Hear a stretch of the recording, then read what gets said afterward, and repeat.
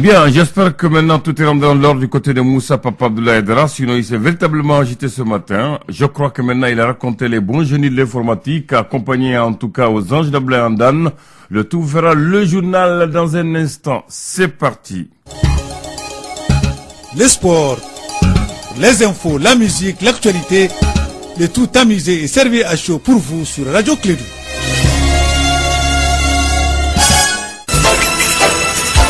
Radio Clédou, le journal avec Sotelma Malitel. Oui, avec Sotelma Malitel, il est là, il s'appelle Moussa Papa Abdoulaye Aidara. Il y a des matins comme ça où rien ne va, où les anges de l'informatique ne sont pas au rendez-vous. Alors j'espère que tu as pédalé et tu as réussi à trouver la bonne direction. On va pour le journal de ce matin malgré les difficultés. Nous vous présentons nos sincères excuses. Il y a des jours comme ça et bienvenue dans ce journal. Voici les titres de cette édition. 2 semaines après l'attaque d'un camp militaire à Gao, une vaste opération de sécurisation nommée Filidjo est en cours dans la ville et ses alentours. Cette nouvelle opération de patrouille mixte est menée par les forces armées maliennes, la force Barkhane et la MINUSMA. Les premiers résultats des forces armées sont jugés encourageants, nous dira le gouverneur de la région de Gao. On parlera d'or dans cette édition, 690 000 onces. C'est un nouveau record que vient d'atteindre le complexe Loulougounkoto en fin de l'année 2016. Un exploit dû à la forte mobilisation d'une équipe malienne qui remplace désormais la compagnie australienne avec qui Randgold sous-traitait. La précision dans ce journal. Le Maroc fait son grand retour au sein de l'Union africaine. Rabat, qui avait claqué la porte il y a 33 ans pour marquer son désaccord sur le dossier du Sahara occidental. Et c'est le chef de la diplomatie tchadienne, Moussa Faki Mahamat, qui a été élu à la tête de la commission de l'Union africaine. Le président guinéen, Alpha Condé, a été désigné à la présidence tournante de l'organisation. Et puis vague de désapprobation internationale ainsi que des manifestations dans de nombreux coins des États-Unis ont eu lieu après la promulgation du décret Trump sur l'immigration. La ministre par intérim de la Justice, Sally Yates, qui avait mis en doute la légalité du décret anti-immigration de Donald Trump, a été limogée aujourd'hui par le chef d'État américain. En santé, l'asthme est une maladie inflammatoire du système respiratoire et plus particulièrement des bronches. Les crises d'asthme sont provoquées par les efforts physiques, l'humidité, la poussière, entre autres. C'est le thème de la chronique santé du jour.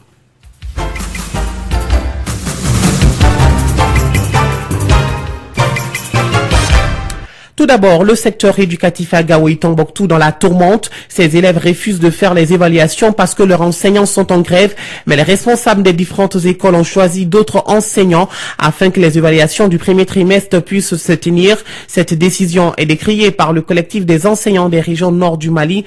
Mohamed Aguissa, porte-parole du collectif, nous donne plus de précisions.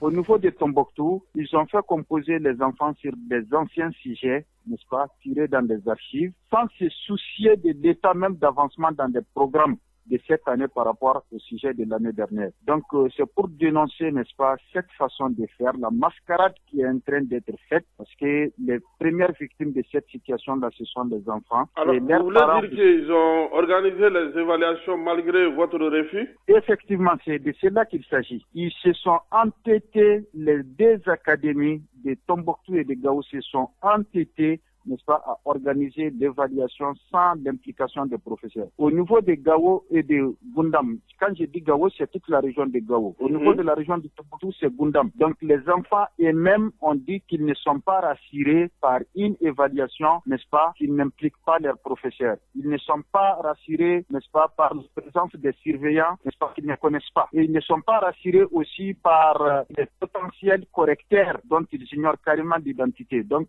par rapport à toutes ces appréhensions, les enfants, les élèves sont sortis au niveau de Gao et de Tombouctou et de Gundam. Nous en appelons, n'est-ce pas, aux bonnes volontés, à tous ceux qui nous écoutent vraiment pour appeler l'État malien, n'est-ce pas, à respecter les engagements qu'eux-mêmes ils ont pris. C'est tout. Mohamed Aguissa, porte-parole du collectif des enseignants des régions du nord du Mali, joint au téléphone par Kassim Traoré. Restons au nord du Mali, Filidjon ou coup de filet, c'est le nom de la nouvelle opération de patrouille mixte des opérations des forces armées maliennes, la force Barkhane et la MINUSMA. Cette opération a été mise en place après l'attentat du 18 janvier 2017 à Gao. Selon le gouverneur de la région de Gao, Seydou Traoré, cette patrouille se passe très bien.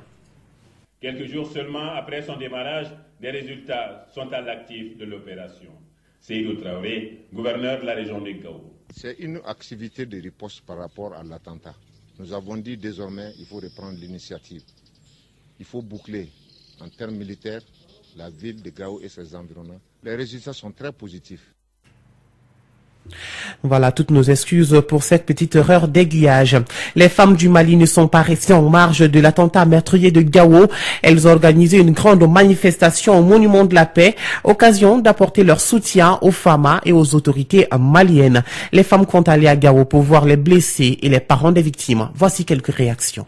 L'événement tragique qui s'est produit récemment est situé que nous, femmes, qui représentons plus de la moitié de la population, avons une fois de plus décidé d'élever notre voix pour montrer à l'opinion nationale et internationale combien nous souffrons, car ce sont nos époux, nos frères, nos fils qui ont péri. Nous tenons à saluer vraiment nos forces de sécurité pour leur bravoure. Ces enfants qui affrontent le danger nuit et jour, loin des parents, loin des femmes, loin des enfants. Ils répondent au devoir patriotique. C'est pour cela que nous, les femmes du Mali, nous devrons être un bloc et suivre nos forces de sécurité. Toutes les femmes se sont réunies pour venir exprimer leur compassion en faveur de nos hommes qui sont tombés.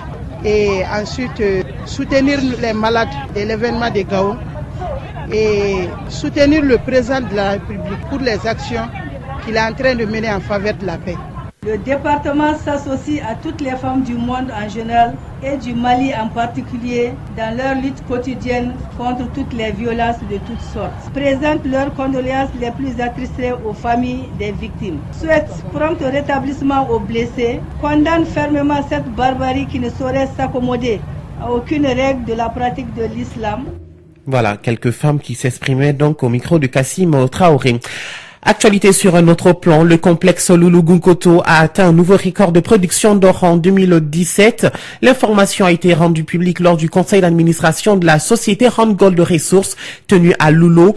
Il était question de faire le point de l'année écoulée et présenter le budget de l'année 2017. La société annonce une prévision obtenue en fin 2016 de 690 000 onces contre 670 000 pour l'année 2015. Un exploit dû à la forte mobilisation d'une équipe malienne qui remplace désormais la compagnie australienne avec qui Randgold sous-traitait. Les précisions avec Marco Bistro, directeur exécutif de Randgold et président du conseil d'administration. Ce qui est important et à retenir pour 2016, c'est surtout les résultats exceptionnels qui ont été obtenus à travers le changement de contrat qu'on a fait au niveau de la mine souterraine, en quittant la sous-traitance et en le faisant nous-mêmes. C'est-à-dire nous-mêmes, ça veut dire que on a décidé de quitter cette sous-traitance et puis de le faire nous-mêmes avec les nationaux. Donc réellement, on a vu que cette stratégie a produit ses effets. Sur le plan de la santé et sécurité, quand vous voyez la courbe est réellement descendante par rapport aux accidents ou aux incidents en termes de sécurité au niveau du travail. Quand vous regardez chaque année de plus en plus, quand vous comparez 2016 à 2015, la courbe est descendante. Ça veut dire qu'à ce niveau aussi, on a fait beaucoup de progrès. Et par rapport à l'incident du paludisme aussi, effectivement, il y a eu une très grande diminution par rapport à 2015 et par rapport au sida.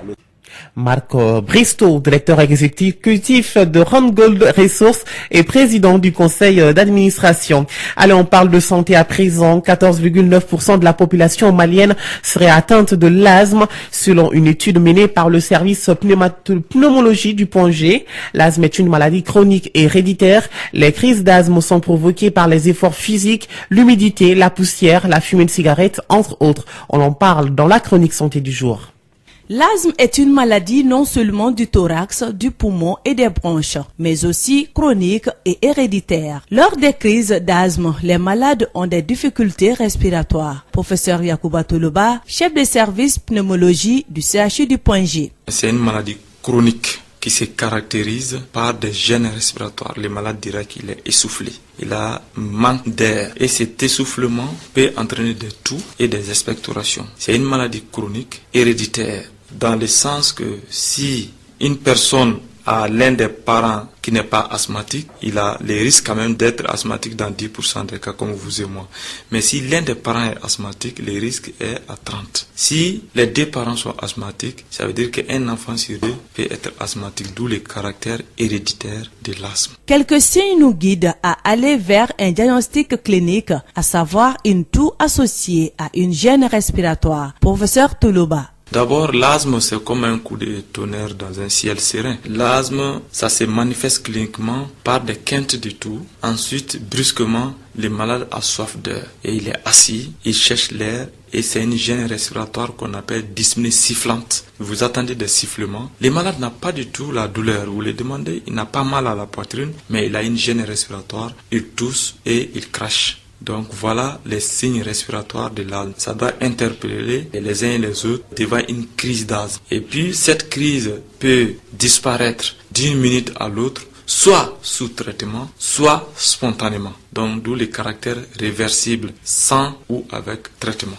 Aujourd'hui, les nombreux progrès thérapeutiques permettent aux malades de contrôler les signes de l'asthme dans la quasi-totalité des cas. L'asthme est une maladie chronique et héréditaire qu'on ne peut pas guérir. Mais il existe des moyens de défense. Professeur Yacouba Toloba, chef de service pneumologie du CHU du Point G. On parle de plus en plus du contrôle de l'asthme. Quand on arrive à contrôler l'asthme, et on dira que l'asthme est entre guillemets guéri, mais on ne guérit pas de l'asthme. Quand on est asthmatique à vie. Il ne faut pas qu'on ait peur de dire qu'on est asthmatique et c'est à vie. Parce que maintenant, on a tout un arsenal de traitements. Vraiment, quand on administre, le malade peut faire le reste de sa vie sans faire une crise. Donc ça, c'est pas loin d'une guérison. Le diagnostic d'asthme est essentiellement clinique. Quels sont les moyens de diagnostic de cette pathologie? Des éléments de réponse avec professeur Toloba. En voyant les malades, en voyant ses antécédents au niveau familial, la fratrie, etc. S'il y a des asthmatiques, on se fait une idée. De deux, et on peut faire une radio de contrôle. Là, on ne voit pas l'asthme. Il y a d'autres moyens qu'on appelle la spirométrie. C'est un examen très spécialisé qui permet de faire le diagnostic d'asthme, qui permet de voir s'il y a un trouble obstructif au niveau des bronches et que si c'est réversible sous un bronchodilatateur, un médicament comme le salbutamol, on assoit le diagnostic d'asthme. La fréquence et la gravité des symptômes varient selon les individus, ce qui fait que certains cas sont pris en charge à domicile et d'autres à l'hôpital. Il faut connaître les mécanismes de survenue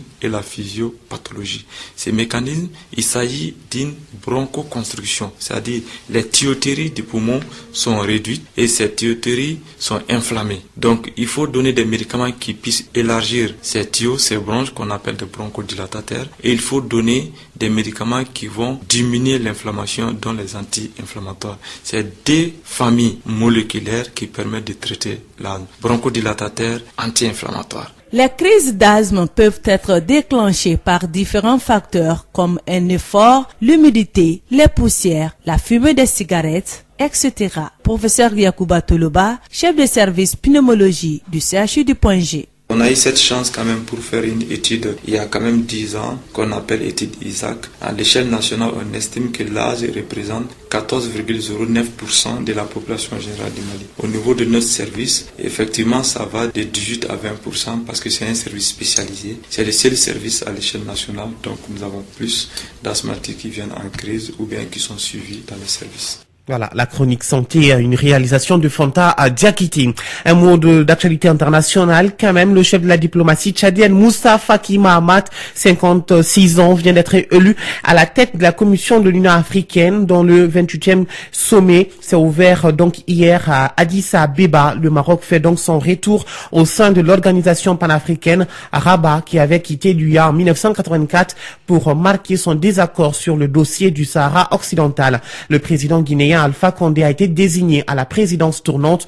de l'organisation. Et puis aux États-Unis, une vague de désapprobation internationale ainsi que des manifestations dans de nombreux coins des États-Unis ont eu lieu après la promulgation du décret Trump sur l'immigration. Le président américain Donald Trump a limogé aujourd'hui la ministre par intérim de la Justice qui refusait l'application de son décret limitant donc l'immigration, alors que la vaste polémique suscitée par cette mesure se poursuit aux États-Unis et à l'étranger. Alors, le secret du bonheur ne consiste pas à faire ce que l'on aime, mais à aimer ce que l'on fait. Mesdames, Messieurs, c'est la pensée du jour et je vous souhaite de passer une excellente journée. Radio Kédou, le journal avec Sotelma Malitaire.